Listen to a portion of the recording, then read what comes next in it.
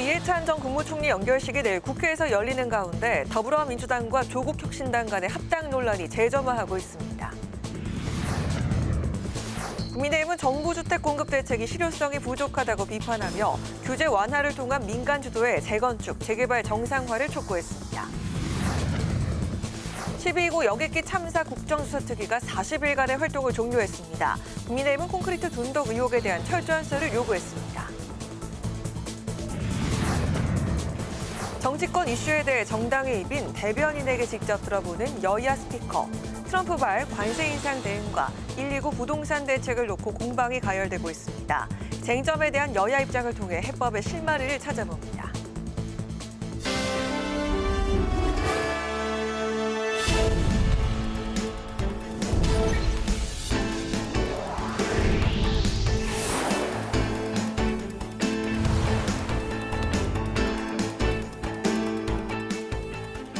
여러분 안녕하십니까? 1월 30일 금요일 국회 라이브 6 시작하겠습니다. 고 이해찬 전 국무총리 연결식을 하루 앞두고 더불어민주당은 공식 활동을 자제하며 추모 일정을 이어갔습니다. 이런 가운데 민주당과 조국혁신당의 합당 문제도 쟁점이 됐습니다. 김동희 기자입니다. 더불어민주당 지도부는 공개 최고위를 열지 않고 나흘째 고 이해찬 전 국무총리의 빈소를 지켰습니다. 정청래 대표는 빈소를 찾은 장동혁 대표 등 국민의힘 지도부를 상주 자리에서 맞았습니다. 정 대표는 장 대표의 건강을 걱정하며 조문에 감사를 표했고 장 대표는 더 나은 정치로 나아가자고 화답했습니다. 고 이해찬 전 총리는 내일 오전 9시 국회의원회관에서 연결식이 엄수된 뒤 세종 은하수공원에 안장됩니다. 연결식에선 김민석 국무총리와 정청래 대표가 각각 조사와 추도사를 낭독할 예정입니다. 민주당은 고인의 별세와 관련해 가짜뉴스를 유포하는 행위에 대해 단호하게 대응하겠다고 경고했습니다. 민주당 국민소통위원회는 음모론과 허위사실을 증폭시키며 여론조작이나 경제적 이익을 노리는 건 명백한 범죄라며 절대 용인할 수 없다고 강조했습니다. 민주당과 조국혁신당은 추모 기간 동안 합당 논의를 하지 않기로 했지만 또 수면 위로 떠올랐습니다. 혁신당 일각에서 조국 대표의 공동대표론을 언급한 가운데 강득구 민주당 최고위원은 SNS를 통해 내용과 시점이 모두 잘못됐다며 유감을 표했습니다. 어제 민주당 의원이 국무위원과 혁신당과의 밀약 여부를 밝혀야 한다는 취지의 메시지를 나눈 모습이 언론에 포착된 것도 논란이 됐습니다. 서왕진 혁신당 원내대표는 여권 인사들이 근거 없는 밀약설을 제기한다며 우당을 정치공학적으로 활용하지 말고 최소한의 예의를 갖춰달라고 밝혔습니다. 민주당 초선 의원 모임 더민초도 앞서 미뤘던 합당 관련 간담회를 다음 달 2일 다시 열기로 했습니다. 국회방송 김동희입니다. 국민의힘이 정부가 어제 발표한 부동산 대책에 대해 규제 완화 등 핵심이 빠져 실패할 가능성이 크다고 주장했습니다. 또 정부가 추진 중인 DMZ법에 대해서는 유엔사와 사전 조율하지 않은 점을 비판하면서 원점에서 재검토할 것을 촉구했습니다. 김지수 기자입니다. 국민의힘은 정부의 부동산 대책이 지금 당장 국민들의 주거 문제를 해소하기에는 너무 먼 이야기라고 비판했습니다. 착공 시점이 대부분 2028년 이후인데다 이주와 협의가 원활히 이루어져야 한다는 전제가 깔려 있다는 겁니다. 따라서 실제 입주는 빨라야 5년 뒤가 될 것이라고 예측했습니다. 현금 부자들만 접근 가능한 선별적 공급이 될 수 있다는 우려도 제기했습니다. 2030년 이후에는 소형주택도 10억 원을 넘을 가능성이 커 신혼부부나 청년들이 접근하기에는 무리가 있다는 겁니다. 재개발 규제 등 각종 규제 완화 내용이 빠지면서 정책 실효성에 한계가 있다는 점도 지적했습니다. 주택 공급은 공공 공급만으로 해결할 수 없습니다. 가장 빠르고 좋은 해법은 규제 완화를 통한 민간 주도의 재건축, 재개발 주택 공급 정상화입니다.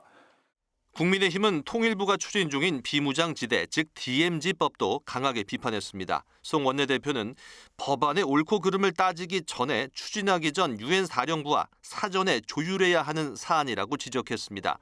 특히 국방부와 외교부조차 이 법에 대해 신중론을 펼치고 있는 만큼 부처 간 협의도 거치지 않은 것으로 보인다고 주장했습니다.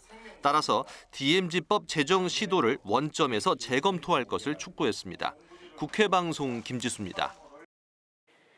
여객기 참사 진상규명을 위한 국정조사특별위원회가 공식 활동을 마무리했습니다.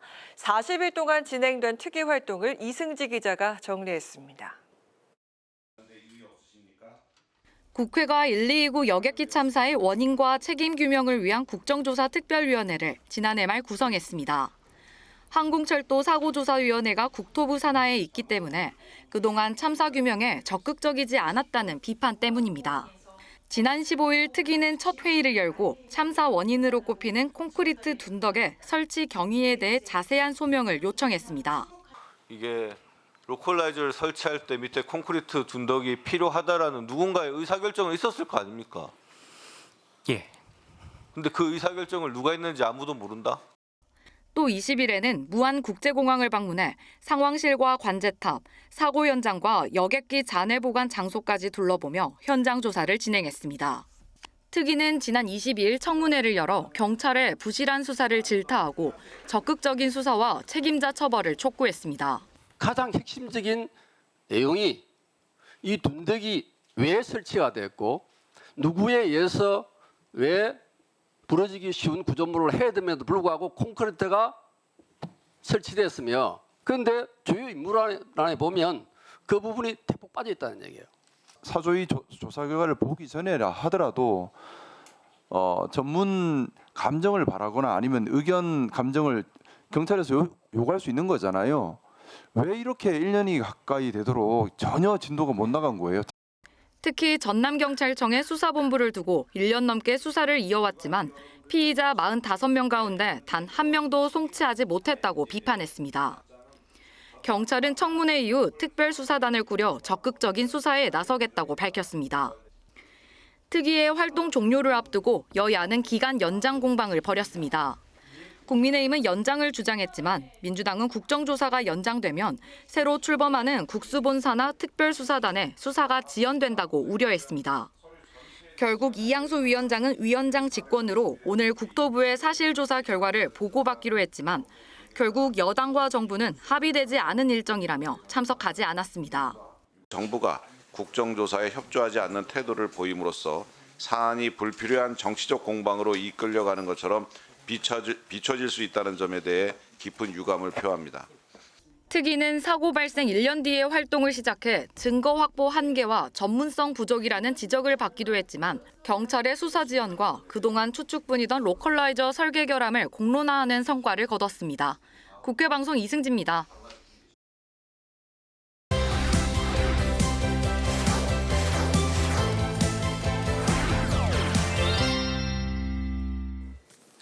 네, 한 주간의 이슈를 살펴보는 주간 이슈픽 국회방송의 김희연 기자와 함께 하겠습니다. 김 기자 어서 오십시오. 반갑습니다. 안녕하세요. 네, 첫 번째 이슈부터 살펴보도록 하죠. 네, 이해찬 별세.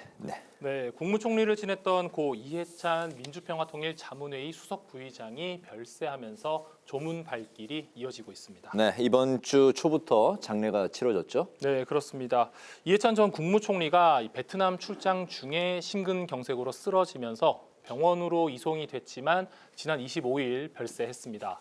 시신은 27일 오전 인천국제공항을 통해 국내로 운구됐고 기관 사회장으로 내일까지 장례가 치러집니다. 네. 이 공항에서부터 고인을 맞이한 우원식 국회의장은 힘들고 아픈 사람을 먼저 나서서 치유하려고 했던 우리 시대의 큰 스승이라며 고인을 추모했습니다. 우 의장의 추모 발언 들어보시죠. 네. 민주주의의 큰 별이 타결을 하셨는데 너무나 안타깝고 그분이 뜻하셨던 나라를 제대로 세우고 힘이 약한 사람들을 제대로 보호하는 정치, 그 뜻을 저희들이 잘 이어가야 되겠다. 네, 정치권에서도 조문의 발길이 이어지고 있죠. 네, 그렇습니다. 민주당은 이번 주를 추모와 애도 기간으로 지정하면서 고인을 기렸는데요. 특히 정청래 대표는 상주 역할을 맡아 장례 내내 빈소를 지켰습니다. 네. 정 대표는 고인이 1970년대와 80년대 독재 정권의 탄압 속에서도 굴하지 않은 민주화 운동의 정신적 지주였다며 민주주의의 거목인 이 전 국무총리의 영면을 기원한다고 밝혔습니다. 국민의힘에서도 장동혁 대표를 비롯한 지도부가 빈소를 찾아 조문했습니다. 장 대표는 고인의 뜻을 받들어 더 나은 좋은 정치를 하겠다고 말했습니다. 네, 고 이해찬 전 총리 장례식 내일 마무리가 되는 거죠? 네, 그렇습니다. 내일 오전 이 장례 절차가 마무리되면 오전 9시 국회의원회관 대회실에서 연결식이 거행됩니다. 서울대병원 장례식장에서 발인한 뒤 고인이 생전 마지막으로 근무했던 장충동의 민주평화통일 자문회의 사무실과 여의도 민주당 중앙당사 등에서 노제를 지내고 국회로 이동할 예정입니다. 연결식 후에는 서울 추모공원에서 화장을 한 뒤 세종시 은하수공원 묘역에서 평장묘 안장식이 진행됩니다. 네, 다시 한번 삼가 고인의 명복을 빌겠습니다. 바로 두 번째 이슈픽 살펴보죠. 민생 법안 처리. 네, 이번 주 이 추모와 애도 분위기 속에 국회는 어제 90여 건의 민생 법안들을 처리했습니다. 네, 어떤 법안들이 통과가 됐는지 전해주실까요? 네, 여야는 고 이해찬 전 국무총리 추모 주간으로 최대한 정쟁은 자제하고 어제 본회의에서 쟁점이 없는 민생 법안들을 처리했는데요. 우선 국가전략산업인 반도체의 경쟁력 강화를 위한 반도체 산업 경쟁력 강화 및 지원 특별법이 통과됐습니다.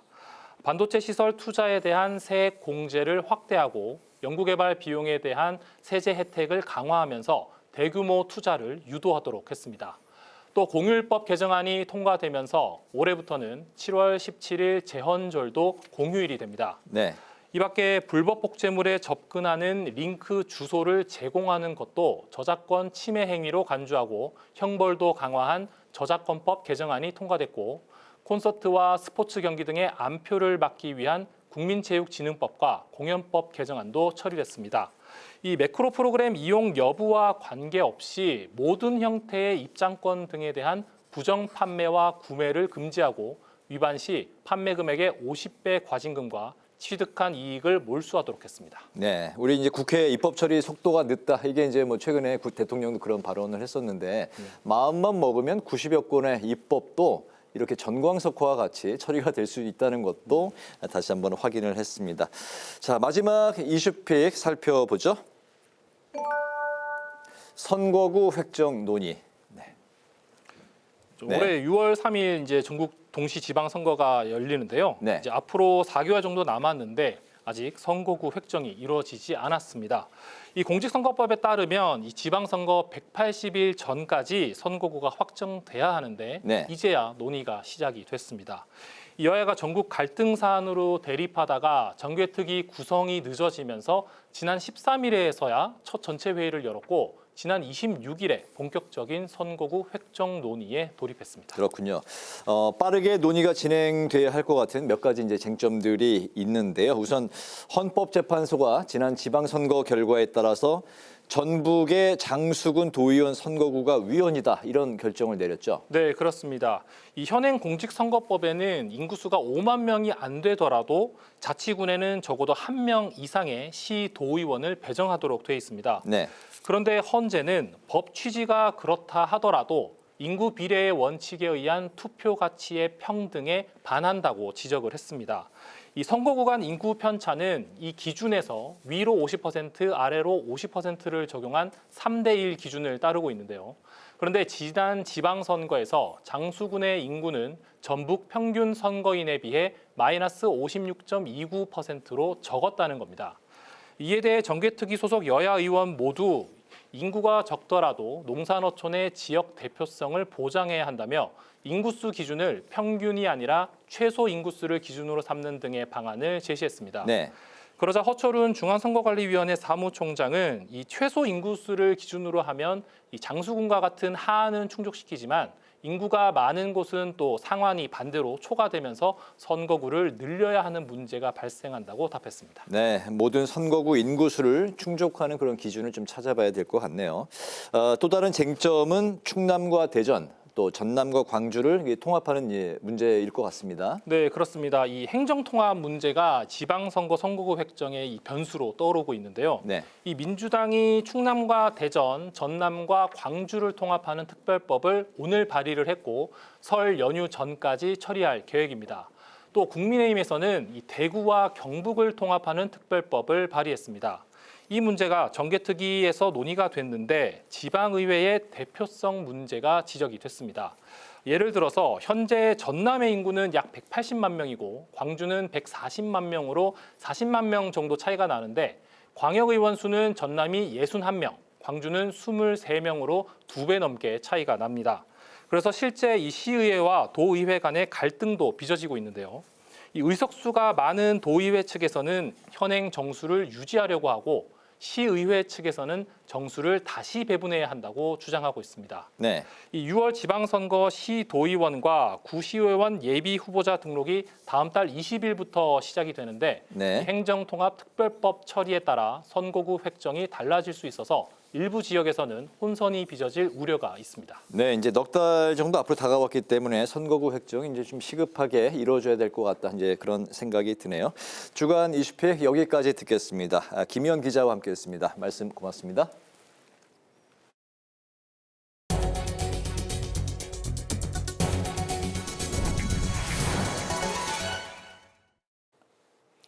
헌법재판소가 비례대표 국회의원 의석을 얻으려면 정당 득표율을 3% 이상 얻어야 한다는 공직선거법 조항에 대해서 위헌 결정을 내렸습니다.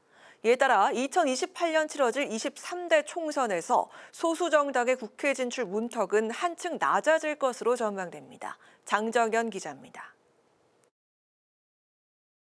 공직선거법 189조에는 비례대표 국회의원 선거에서 유효 투표 총수의 3% 이상을 득표한 정당에 대해 국회의원 의석을 배분한다는 조항이 있습니다. 비례대표 3% 봉쇄 조항으로 불리는 이 조항에 대해 노동당과 녹색당 등 5개 군소정당이 평등권을 침해한다며 헌법소원을 제기했는데 헌법재판소가 위헌 결정을 내렸습니다.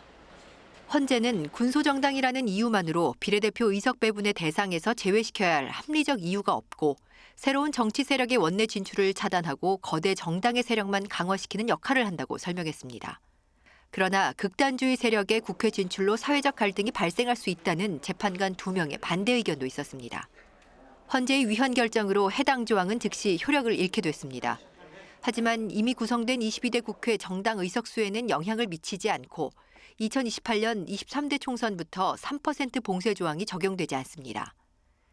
만약 22대 총선에서 3% 봉쇄 조항이 없었다면 1, 2%대 정당 득표율을 기록했던 자유통일당과 녹색정의당, 새로운 미래가 각각 한 석씩 비례대표 의석을 확보할 수 있었던 만큼 23대 총선에서 소수 정당의 국회 입성은 보다 활발해질 것으로 전망됩니다. 소수 정당들은 일제히 환영했습니다. 혁신당과 진보당, 녹색당, 기본소득당, 정의당은 대표 입장문과 논평 등을 통해 다당제 민주주의 실현, 정치개혁의 필요성을 분명히 하는 결정이라고 반겼습니다. 또 오는 6월 지방선거부터 비례성과 다양성을 강화해야 한다면서 5%로 더 높게 정해진 지방의회 비례대표 득표 기준도 즉시 개정할 것을 촉구했습니다. 국회방송 장장현입니다. 미국 재무부가 우리나라를 환율 관찰 대상국으로 재지정한 걸 두고 여야의 상반된 평가가 나왔습니다. 국민의힘은 정부의 외환 정책이 대내외적으로 신뢰를 잃었다는 경고라고 비판하면서 미국 정부와의 소통에 적극 나서야 한다고 강조했습니다. 민주당은 미국 재무부의 다소 기계적인 결정에 정부가 긴밀한 소통으로 신속하게 대응하겠다고 밝혔지만 야당이 정부의 외교 정책 실패로 왜곡하는 것은 혼란만 조장할 뿐이라고 비난했습니다. 더불어민주당이 12.3 계엄 당시 국회에 무력을 행사한 김현태 전 707 특수임무단장의 파면은 지극히 마땅한 결정이라고 밝혔습니다. 민주당은 논평을 통해 내란 중요 임무에 가담한 지휘관을 군에 남긴다면 국가 안보와 민주주의 헌정 질서에 위협이 될 거라고 말했습니다. 민주당은 이번 파면을 시작으로 내란과 관련된 지휘 라인에게 끝까지 책임을 물어야 한다고 강조했습니다. 국민의힘은 어제 본회의를 통과한 반도체 특별법에 대해서 핵심이 빠진 반쪽짜리 법이라고 비판했습니다. 정점식 정책위 의장은 특별법 통과로 반도체 경쟁력 강화를 위한 제도적 기반은 마련됐지만 연구개발 인력에 대한 주 52시간 근무제 예외 조항은 빠졌다고 지적했습니다. 특히 수십조 원의 연구개발비를 투자하면서 정작 연구할 시간은 규제로 막아두는 것은 모순이라며 2월 국회에서 본격적으로 논의하자고 여당에 촉구했습니다. 진보당은 정부가 강력한 규제와 관리 감독으로 산업재해 재발을 막고 차별 없는 기준을 세워야 한다고 강조했습니다. 진보당은 이주 노동자의 산업재해 사망률이 내국인의 3배가 넘는 열악한 현실에서 이주 노동자 산업재해 국가 책임을 인정한 어제 대법원의 판결이 의미 있다고 말했습니다. 특히 노동 현장 지도, 점검이 국가 책임이며 이주 노동자에게도 적용돼야 하는 최소한의 생존권 문제라고 지적했습니다.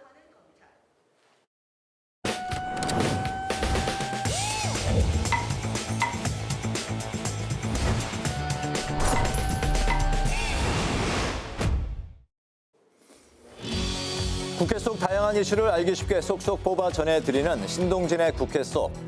오늘 주제는 대미투자법 지연 공방입니다.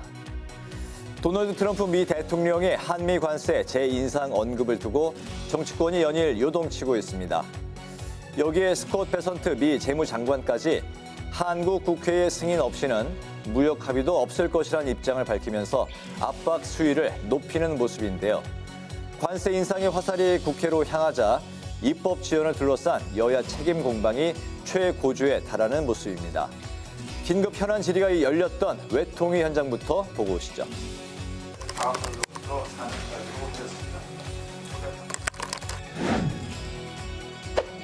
무역 협상 타결 자화자찬 지금 잉크도 마르기 전에 관세 뒤통수를 맞았습니다. 과연 정부가 한 라인 있느냐? 26일 귀국하셨는데 27일 날 트럼프 대통령이 관세 올리겠다 나왔단 말이죠. 한 라인이 아니라 핫바지 라인이다. 이미 세금 써가면서 국무총리가 미국에 왜 갔습니까? 저는 한미통상협상 시작부터 국민의힘의 행보가 도저히 이해가 가지 않습니다. 뒤통수를 때린 미국은 한마디도 못하고 뒤통수 맞은 한 정부를 얘기합니다. 그게 대미 협상에 도움이 되겠습니까? 정말 국익을 생각한다면? 무려 500조 원이 넘는 돈 3,500억 달러를 우리가 투자를 해야 되는 상황이잖아요. 국민의 부담이 엄청 커지고 있는데 왜 비준 동의안을 제출하지 않았습니까?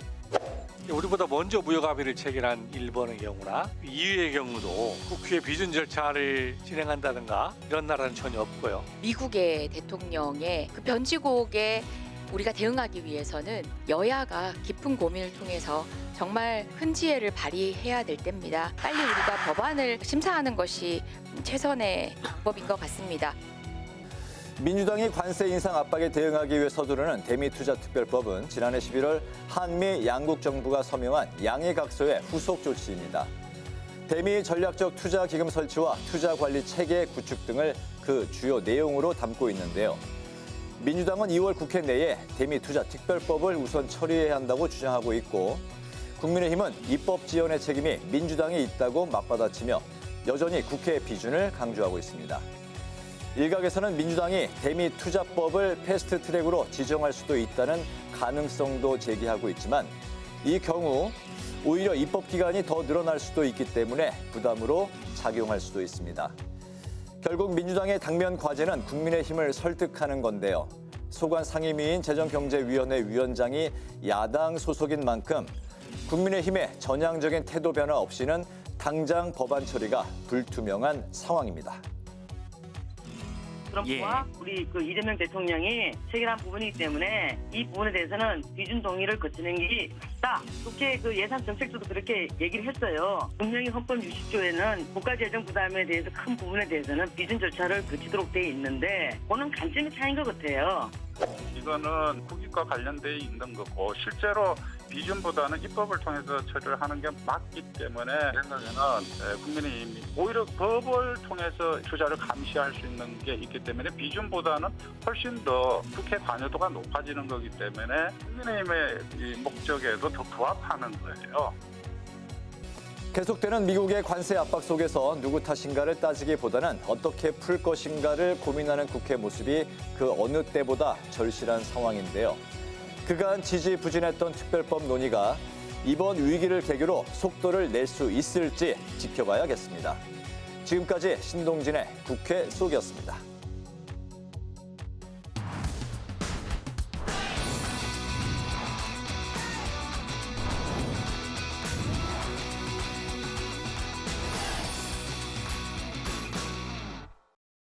정치권의 가장 뜨거운 이슈에 대한 입장을 양당 대변인에게 직접 들어봅니다. 여야 스피커, 박경미 더불어민주당 대변인, 이준우 국민의힘 대변인 두 분과 함께합니다. 반갑습니다. 네, 반갑습니다. 네, 방금 전 국회 속에서도 살펴본 내용인데요. 대미투자 특별법이냐 비준 동의냐 공방이 재점화가 됐습니다. 들어보면 양측 입장이 다 일리가 있습니다. 문제는 미국의 압박일 텐데요. 지금 미국에서의 협의는 쉽게 풀리지 않고 있는데 트럼프 대통령은 관세를 더 올릴 수 있다 이렇게 경고를 했습니다. 조속한 대응이 필요한 상황인데 여야가 지금 빠르게 절충이나 합의를 좀 이룰 수 있을까요? 어떻게 보십니까?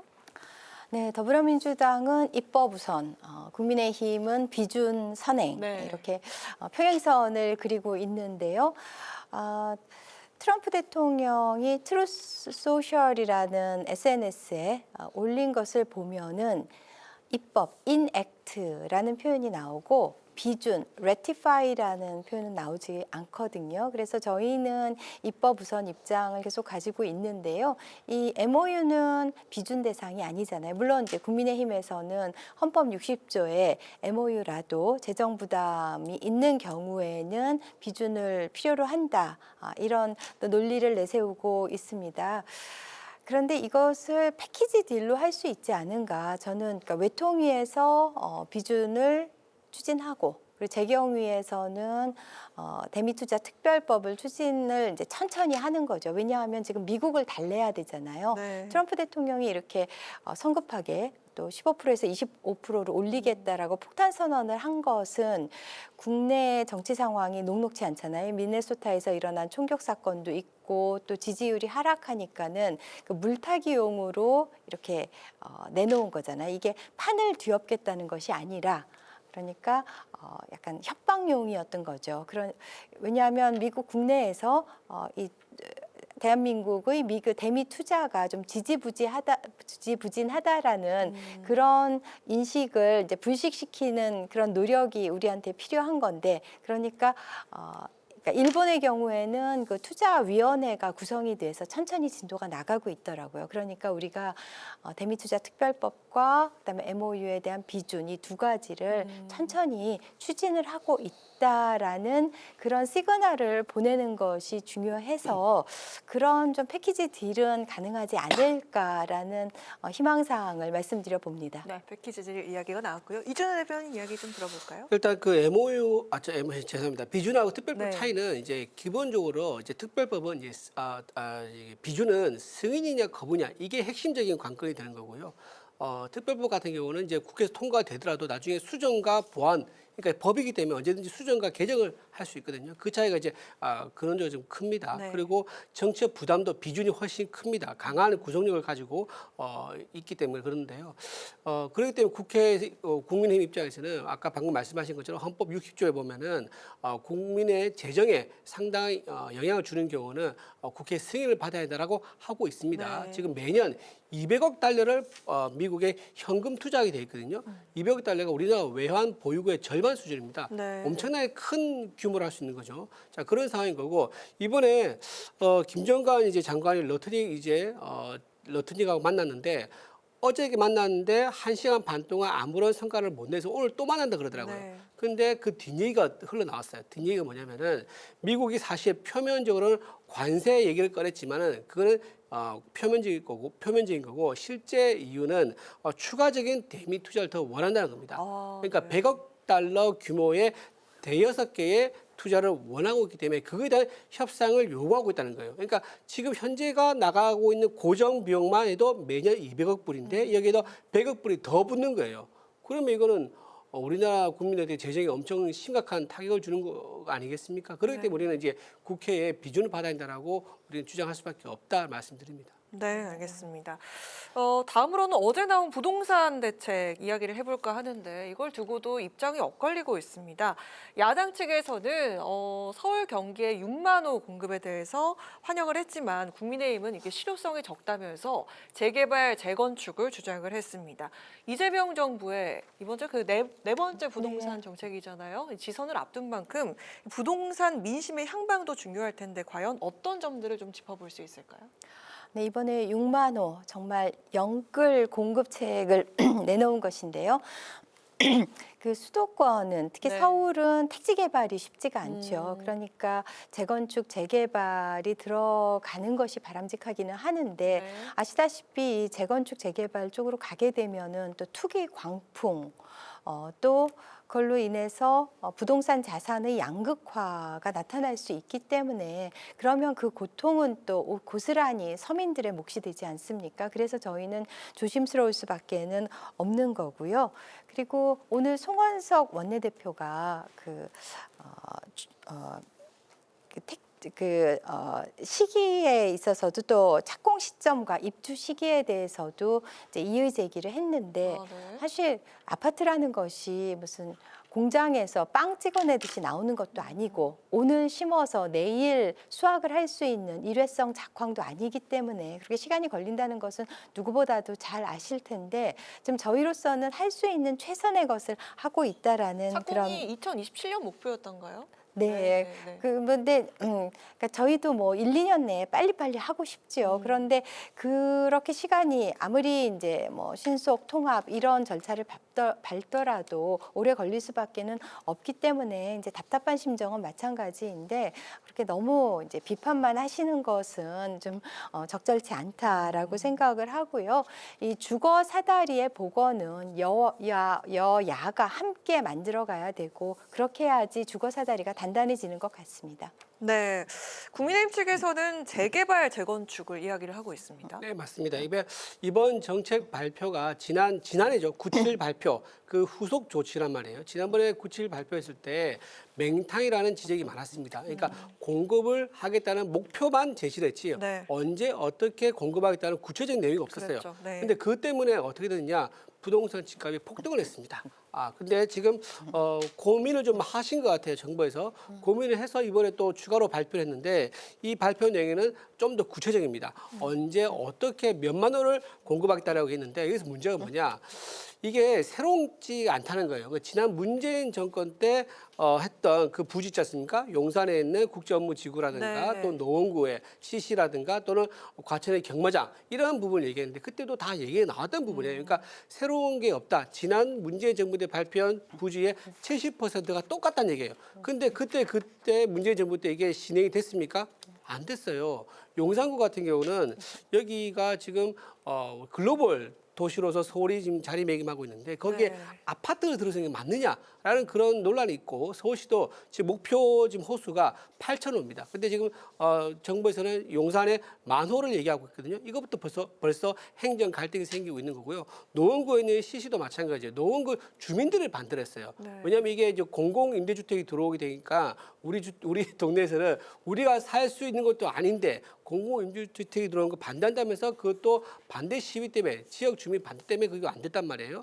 그리고 과천에 있는 경마장도 일단 경마장이 어디로 옮길 것이냐 그것도 문제가 있는 거고요. 그 과천 경마장이 굉장히 산업화가 잘 돼 있다 그러더라고요. 그러니까 오랫동안 거기서 운영하다 보니까는 관련 이제 사업이나 산업이 많이 있어가지고 옮기게 되면 과천에 있는 거기에 의존해서 살고 있는 많은 사람들이 생계 타격을 입는다는 겁니다. 그 문제도 있는 거예요. 그러다 보니까 이게 곳곳이 다 그럴듯해 보이지만은 다 좋은 자리지만은 실제로 이거 실현하기에는 현실성이 매우 떨어지지 않느냐. 이미 문재인 정부 때 그런 모습을 봤다라고 해서 지난번에 이어서 이번에도 맹탕2가 아니냐라는 그런 비판이 지금 일고 있는 것 같습니다. 그래서 우리 국민의힘에서는 이런 식으로 해서 유유무지를 찾아가지고 이제 주거지를 조성한다는 거는 현실성이 없다. 재건축, 재개발을 하고 민간에 맡겨야지 이게 제대로 원활한 사람들의 어떤 각자의 원하는 옵션이라든가 각자가 원하는 욕망이 있는 거예요. 나는 24평에 있고 나는 30평에 있고 다 다양한 인간들 각자 욕망이 있지 않습니까?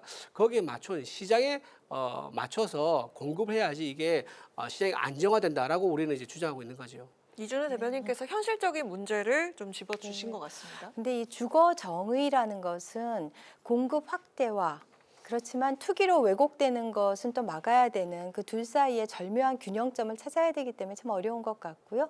용산 그 정비창 그 부지의 경우는 지금 만호를 이번에 이야기했는데 오세훈 시장은 8,000호밖에는 안 된다라고 지금 버티고 있는데 또 다르게 그 시뮬레이션 한 결과에 따르면은 2만 호까지도 가능하다는 얘기도 있어서요. 네, 이거는 아마 어떻게 이 그 용산 정비차 지구를 바라보느냐에 달려 있는 것 같습니다. 네, 알겠습니다. 자, 이어서 국민의힘 당내 상황을 짚어볼까 합니다. 제명 후폭풍이 거센 국민의힘부터 볼 텐데요. 장동혁 대표와 지도부는 사퇴 요구를 일축하고 개혁신당과의 공조 본격화에 나선 것 같습니다.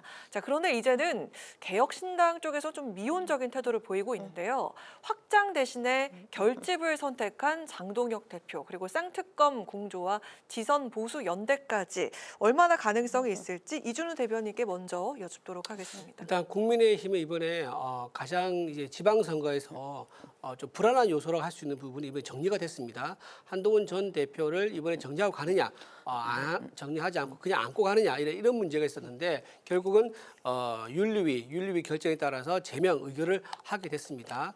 한동훈 전 대표가 가지고 있는 장점과 또 단점이 있죠. 지난번에 한동훈 대표는 이제 우리 당의 당 대표 역할을 했기 때문에 인지도가 되게 높습니다. 네. 전국적 인지도가 있는 분이긴 하지만 단점이라면 과연 국민의힘의 보수의 가치라든가 이런 걸 내세울 수 있는 그 보수의 가치를 상징할 수 있는 인물인가라는 그런 부분이 있고요. 또 정치적으로 좀 미숙한 부분도 있다. 당 대표 시절에 비상계엄과 탄핵이라는 그 시기를 건넜을 때 우리가 과연 현명한 선택을 했었느냐라는 그런 의문이 여전히 우리 당 내에서 남아 있습니다. 물론 이제 법적으로 지금 또 재판이 진행되고 있는 건 별개로 말씀을 드리고요.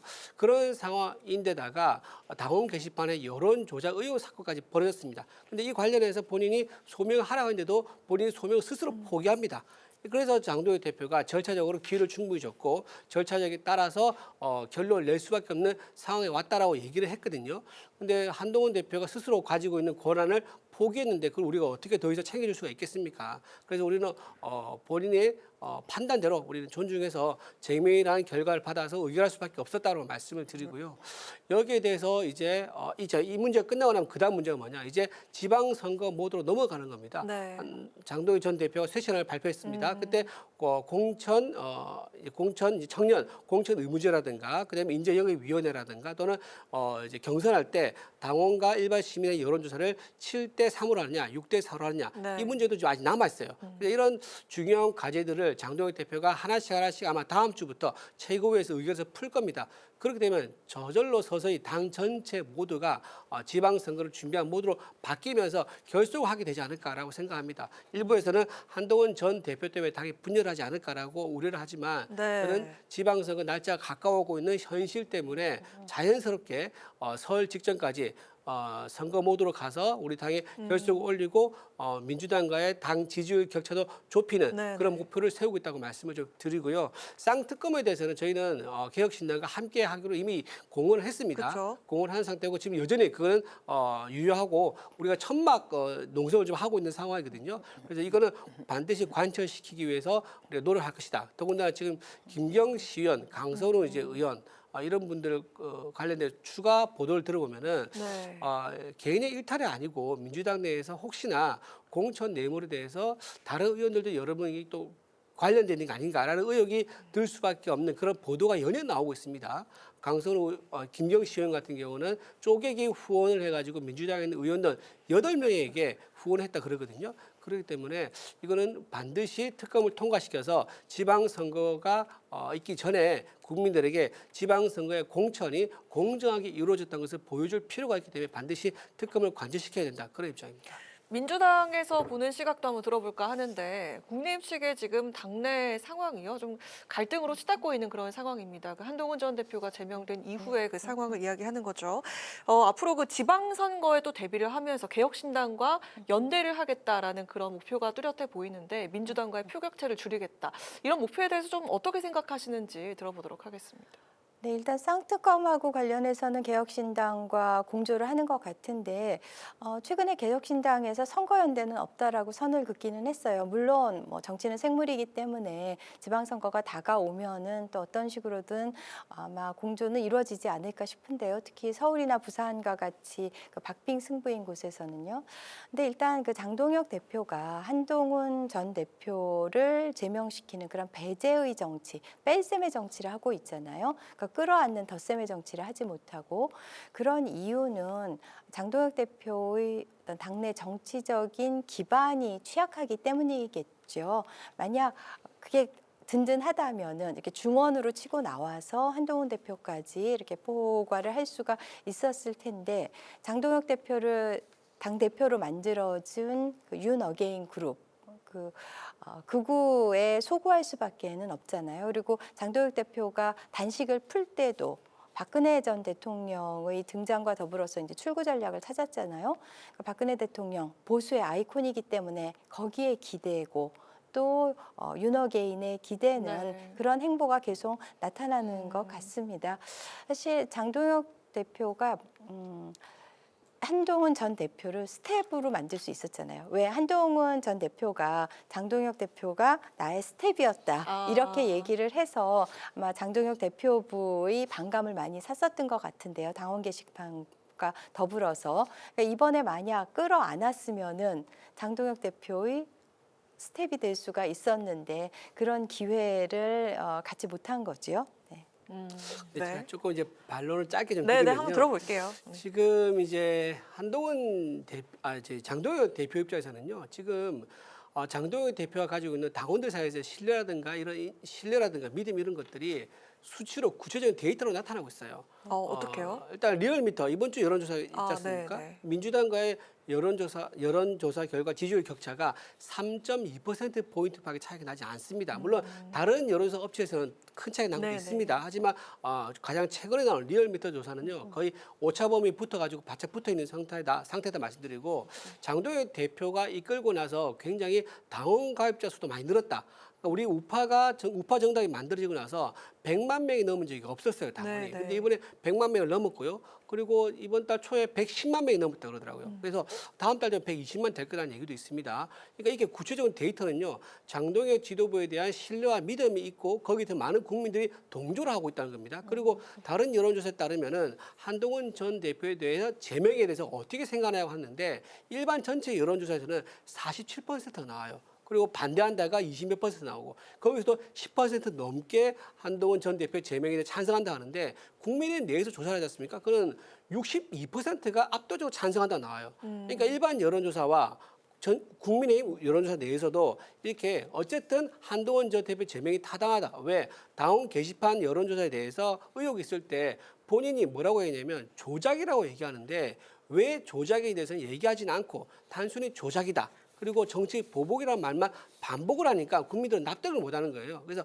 본인이 만약에 구체적으로 납득을 할 수 있는 근거를 제시했다 그러면은 아마도 좀 다른 결과가 나왔을 건데 본인이 소명할 길을 스스로 포기한 이런 부분이 아마 국민들에게 좀 지지를 못 받는 부분이 아닌가 싶은 생각이 듭니다. 근데 아주 짧게 좀 들어보고 싶은 내용이 있습니다. 그 한동훈 전 대표가 내일 그 제명 반대 집회 그리고 토크 콘서트까지 이렇게 앞으로 예정이 되어 있는데요. 반드시 돌아올 거다 이렇게 기자회견도 했는데 어떤 방식일지 좀 짧게 한번 예측해 볼 수 있을까요? 신당 창당은 어려워 보입니다. 그거를 하려고 그러면요 엄청나게 많은 비용과 인원이 필요합니다. 신당 창당하려면 전국에 5개 시도당을 만들어야 되거든요. 한 도당에 1,000명 이상의 모집을 해야 돼요. 근데 5,000명을 동시에 짧은 기회에 어떻게 만들겠습니까? 네. 그건 좀 불가능하고요. 또 문제가 뭐냐? 나갈 사람이 없어요. 비례대표 같은 경우 한동훈 전 대표에 의해서 비례대표의 의원들은 지금 친하게 많이 있거든요. 그쵸. 그분은 나가게 되는 순간 배지가 이제 날아갑니다. 그리고 지역구가 있는 한 친한계 의원들은요. 만약에 한동훈 전 대표를 돕겠다고 따라 나가지 않습니까? 그럼 국민의힘에서 거기 당협위원장을 또 꼽기 때문에 본인이 다음 총선이 어려워지는 거예요. 그래서 이런저런 이유로 비례의원이든 지역구 의원이든 신당 창당할 수 없는 상황인 거고요. 그러면 남은 카드는 무소속으로 나갈 수밖에 없는데 무소속으로 서울시장 나가라라는 얘기가 개혁신당 이준석 대표가 많은 얘기를 하고 있죠.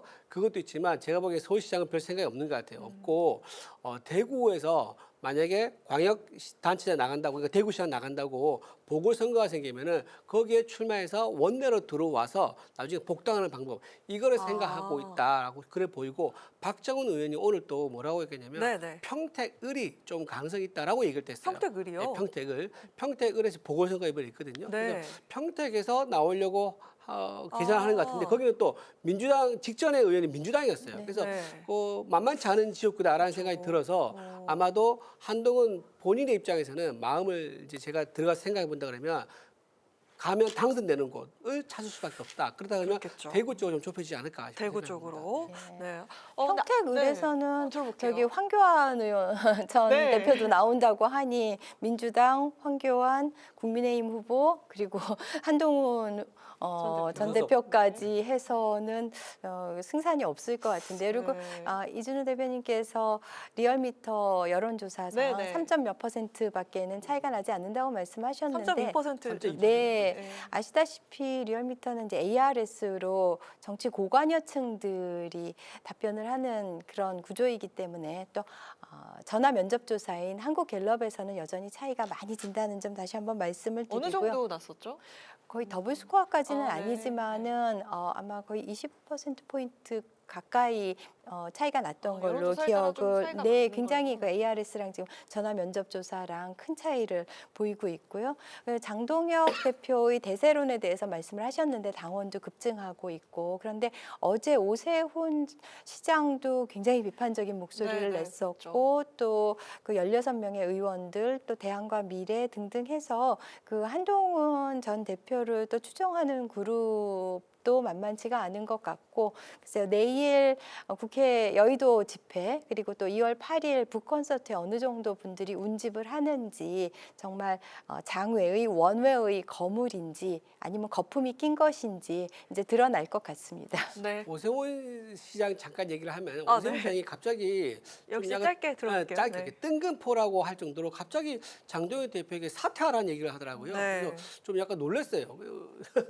사퇴하라는 얘기까지 할 정도 상황은 아니었던 것 같은데, 본인이 왜냐면은 이번에 서울시장 출마를 희망하지 않습니까? 그렇죠. 어느 당에서 나오게 되죠? 국민의힘이 당연히 나오게 되고, 국민의힘이 지금 지방선거의 간판은 어쨌든 장동혁 대표란 말이에요. 장동혁 대표 얼굴로 지방선거 전체를 총괄하게 될 건데, 그런 당 대표에게 본인은 잘 보여야 됨에도 불구하고 사퇴라고 얘기한 것은 제가 보기에는 이번에 아예 당 대표 선거에 더 관심이 많지 않은가 싶은 생각이 듭니다. 오세훈 시장 오세훈 서울시장이 이번에 서울시장 선거를 나가지 않고 이번에 만약에 졌다, 국민의힘의 지방선거에 져서 당대표 바꿀 수 있는 상황, 또는 비대위원장에 출범한다거나 조기 전당대회가 열리거나 그럴 경우에 오세훈 시장이 도전해가지고 자기가 당대표가 되는 걸 생각하기 때문에 일부러 장동혁 대표와 선명하게 각을 세우는 그런 발언을 한 게 아닌가 싶은 생각이 듭니다. 그렇게 예측을 할 수 있겠군요. 저희가 아무래도 이렇게 이야기가 길어지는 건 지방선거가 서서히 다가오고 있기 때문이 아닌가라는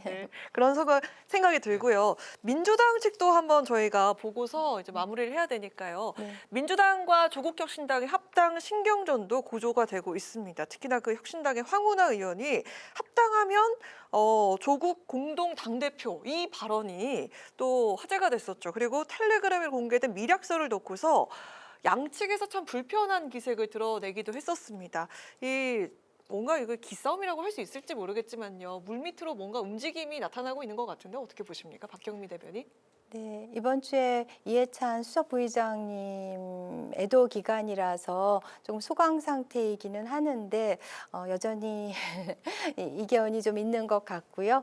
앞으로 그 2달 안에 합당을 한다라고 조승래 사무총장은 이야기를 하기는 했지만은 글쎄요 좀 그 지난한 그런 과정이 될 것 같습니다. 지금 더불어민주당 162석이고 조국혁신당은 12석, 의석으로 생각하면은 뭐 한 14분의 1 정도 되는 건데요. 그렇지만 또 당 통합이기 때문에 뭐 공동대표 이야기도 조국혁신당에서 나왔던 것이고 또 그게 이 시점에 또 꺼내기는 굉장히 그 불편한 이야기였기 때문에 지금 좀 많은 그 이견들이 있는데 앞으로 이 사항에 대해서 이제 논의를 붙인다면 그 의결은 중앙위원회에서 해야 될지 아니면 전당원 투표를 통해서 결정돼야 될지도 또 결정되어야 될 사안이고 갈 길이 좀 먼 것 같습니다. 갈 길이 좀 멀어 보이고 이견도. 네, 그렇지만은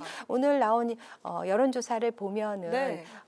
일반 시민들 사이에서는 합당 찬성보다는 반대 여론이 조금 더 높은 것 같고 그렇지만 민주당 지지자들 사이에서는 찬성 여론이 또 훨씬 높고 그래서 이제 어떻게 조율을 해나가야 될지 좀 어쨌든 수기 과정이 필요한 공론화 과정이 필요한 사안인 것 같습니다. 네, 알겠습니다. 국민의힘 측에서 바라보는 이 상황 좀 어떨까요? 저는 이제 정청래 당 대표와 조국 대표 이 두 분 사이 이해관계가 딱 맞아떨어진 그런 상황으로 보입니다. 그렇기 때문에 당원들에게 의견을 묻지 않고 바로 기습적으로 발표한 게 아닌가 싶은 생각이 듭니다. 왜냐하면 정청래 당대표는 누구나 지금 다 알고 있지 않습니까? 다음 당대표 연임이 가장 큰 목표입니다. 그러다 보니까 친문 세력의 도움이 절실하죠. 현재 가지고 있는 본인 지지층으로는 개딸 세력과 붙기에는 위험할 수 있다고 생각하고 있는 거고요. 그렇기 때문에 1인 1표제를 적극적으로 도입을 하려고 하는 겁니다. 네. 그런 상황이고 조국 대표 입장에서는 뭐가 필요하느냐. 조국 혁신당 그 당 간판으로는 출마를 해도 원내에 들어올 가능성이 높지 않다고 보는 것 같아요. 현재 조국 혁신당의 당 지지율은 2에서 3%입니다. 이런 지지율은 아마 어딜 나가든 간에 좀 어려울 거라 생각을 갖고 민주당에 들어와서 민주당 간판으로 나간다 그러면 원내에 들어올 가능성이 있겠죠. 조국 대표 입장에서는. 그래서 아마 서로 이해관계가 조국 입장에서는 내가 민주당 간판을 달고 원내에 들어올 가능성이 있고 정청래 당대표 입장에서는 친문 세력을 등에 업고 당대표 연임할 수 있는 이런 두 사람의 이해관계가 맞아떨어졌기 때문에 서로 당원들과 의논하지 않고 바로 야 이거는 서로 좋은데 서로에게 윈인 아니야라고 하면서 손바닥을 치면서 기습적으로 발표한 게 아닌가 싶은 생각이 드는 거고요. 황운하 의원이 조국 대표에 대해서 공동 대표로 해야 된다 얘기를 했지 않습니까? 그렇죠. 이게 이제 민낯이 이제 드러나는 거예요. 조국 대표는 그거 아니다. 뭐 이렇게 현실적인 민낯이 뭐냐면 이 합당하지 않습니까? 그러면 지분 얘기가 안 나올 수가 없습니다. 지분 얘기 없이 그러니까 조국 혁신당에서 이런 얘기합니다. 어디 불경하게 뭐 지분 얘기를 하느냐 이런 얘기하는데 그러려면 합당할 이유가 없어요. 왜냐하면 서로에 대한 지분과 영향력을 현실적으로 계산해서 나눠 갖는 게 나중엔 이 얘기가 나올 수밖에 없다. 그렇죠. 나눠 갖는 게 그게 합당인 거예요. 그래서 황운하 의원이 한 얘기는 뭐냐면은 사실은 조국 대표 원하는 걸 대신 본인이 말해준 거예요. 근데 이제 대외적으로는 조국 대표 그러면 하지 마라고 하면서 경고하는 이런 모양을 취할 수밖에 없는 건데 조국 대표가 내심 원하는 소리를 황운하 의원이 해줬다 저는 그래 봅니다. 알겠습니다. 아니 오늘도 이준우 대변인 아주 날카로운 분석을 해주셨고 박경미 대변인께서는 우아하게 칼을 꽂는 우아한 자객 같은 그런 면모를 또 보여주셨습니다. 오늘도 잘 들었습니다. 여야 스피커 마무리하도록 하겠습니다. 지금까지 박경미 더불어민주당 대변인, 이준우 국민의힘 대변인 두 분과 함께했습니다. 고맙습니다. 오늘 국회 라이브 6 여기까지입니다. 시청해주신 여러분 고맙습니다. 편안한 주말 보내십시오.